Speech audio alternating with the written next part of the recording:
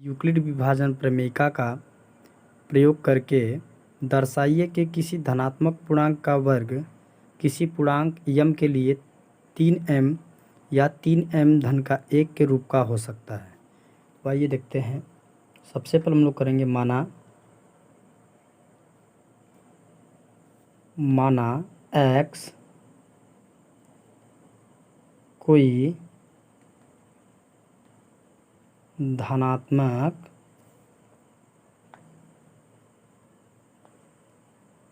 पूर्णांक संख्या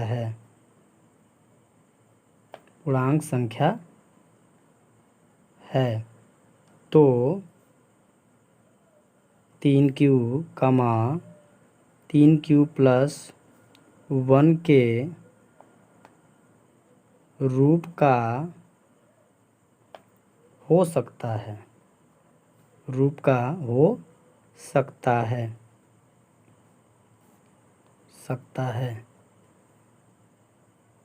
जहाँ q एक धनात्मक पूर्णांक संख्या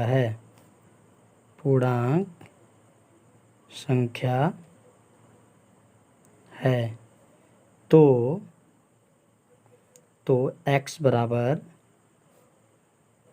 3q, दोनों पक्षों का वर्ग करने पर दोनों पक्षों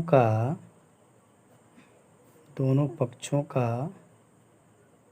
वर्ग करने पर अब ये हो जाएगा आपका x स्क्वायर बराबर 3 क्यूब का स्क्वायर हो जाएगा। ये हो जाएगा आपका x स्क्वायर इक्वल टू यहाँ से आपका 9 होगा, क्यू स्क्वायर हो जाएगा और इसको हम लोग लिख सकते हैं x स्क्वायर 3 इंटू 3 क्यू का स्क्वायर। और ये जो 3 क्यू है 3 क्यू स्क्वायर, इसको हम लोग स्मॉल m मान सकते हैं। तो हमारा हो जाएगा x स्क्वायर इक्वल टू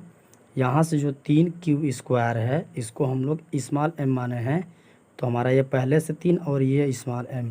जो कि हमारा पहला रूप हो जाएगा। यहाँ से 3m प्लस का 1 और ये 3m है तो हमारा 3m हो जाएगा।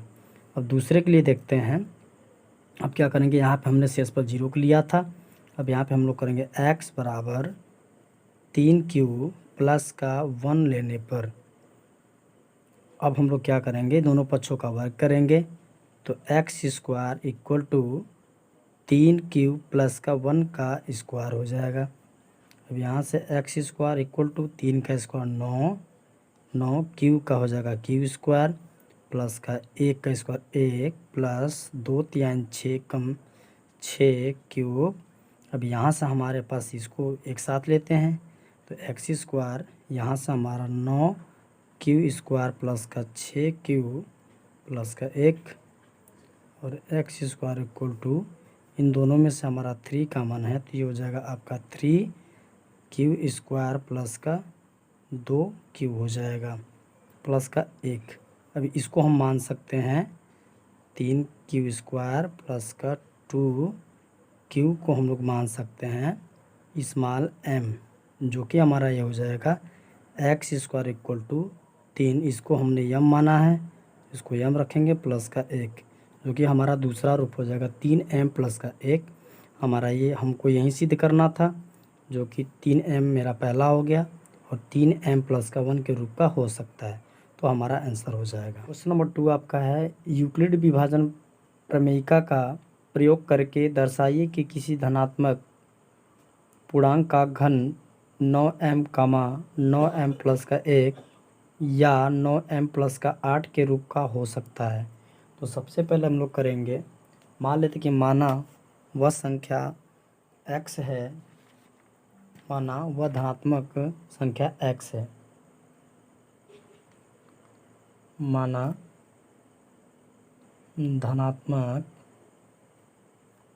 धनात्मक पूर्णांक संख्या x है तो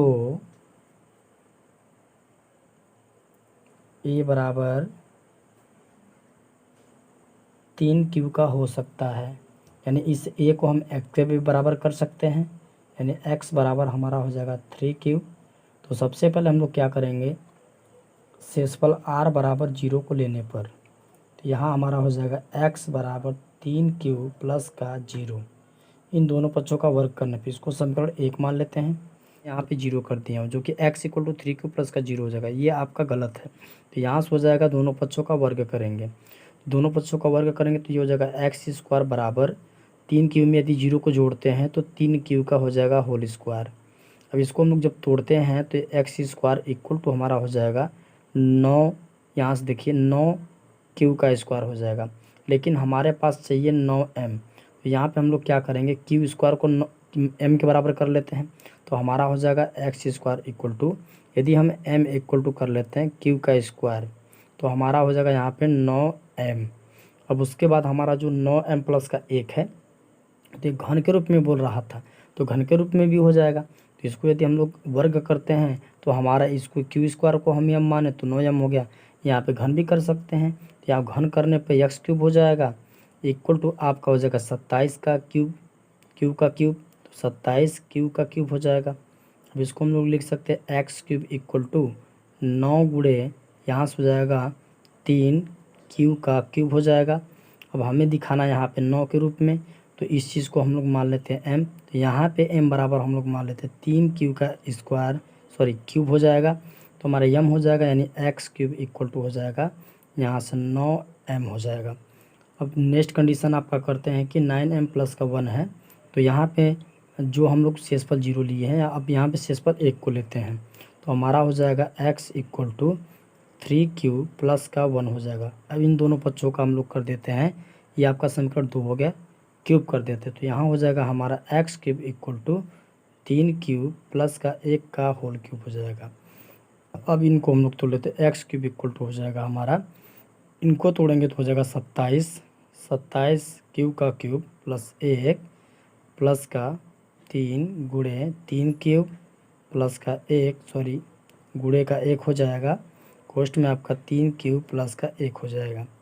अब यहाँ पे हमारा हो जाएगा इनको 27 क्यू का क्यूब प्लस 1, 3 तिली के 9 9 तिली 27, तो प्लस में हो जाएगा 27 क्यू क्यू क्यू स्क्वायर हो जाएगा,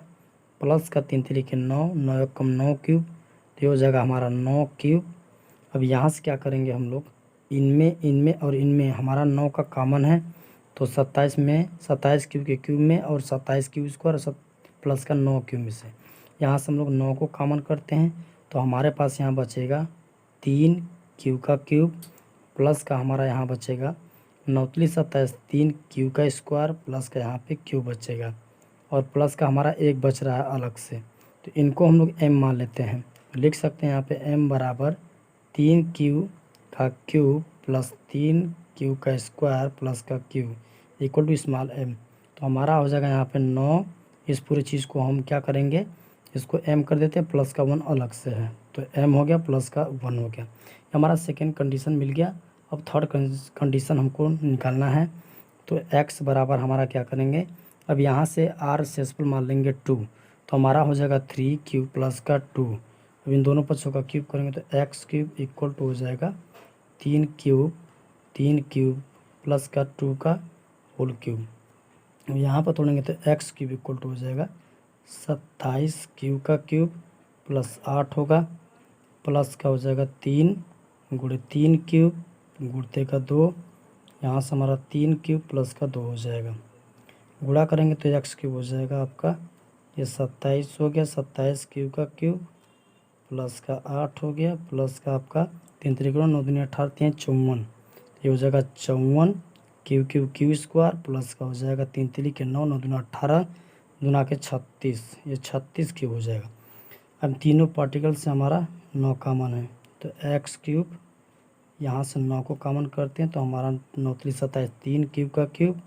और यहाँ से हमारा 9 छक 54 6 क्यूब का स्क्वायर प्लस 9 चौक 36 4 क्यूब प्लस का हमारा 8 हो गया। इसको हम लोग यदि स्मॉल या मान लेते हैं तो एक्स क्यूब इक्वल टू हो जाएगा हमारा 3, यहाँ से 9 हो जाएगा, तो एम प्लस का 8 के रूप में हो जाएगा।